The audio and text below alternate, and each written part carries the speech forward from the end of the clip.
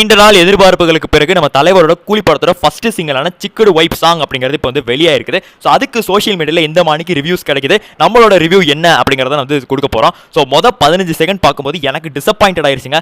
இதெல்லாம் அனிருத் பாடலாம் என்னது அப்படிங்கிற அளவுக்கு தான் இருந்தது.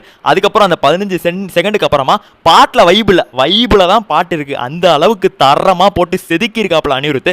சாதாரணமான செதுக்கில் பயங்கரமான சம்பவம் இந்த ஒரு பாடல். தரமான ஒரு வைபி சாங், அதில் மாற்றுக்கிறதே இல்லை. ஸோ இந்த ஒரு பாடல் தான் இப்போ இன்ஸ்டாகிராம் முழுக்க ட்ரெண்டிங்ல இருக்கு. அடுத்த ட்ரெண்டிங்ல இருக்க போது அந்த அளவுக்கு தரமா இருக்கு. இந்த ஒரு பாடல அனிருத்தை பார்க்கும்போது அனிருத்தை பார்க்குற மணிக்கே இல்லை, என்ன பார்க்குற மணிக்கு இருக்கு, உங்களை பார்க்குற மணிக்கு இருக்கு. ஒரு ஃபேன் பாய் சம்பவம், அதை தான் நம்மளால வந்து பார்க்க முடியுது. அந்த அளவுக்கு தரமா வந்து செதுக்கியிருக்காரு.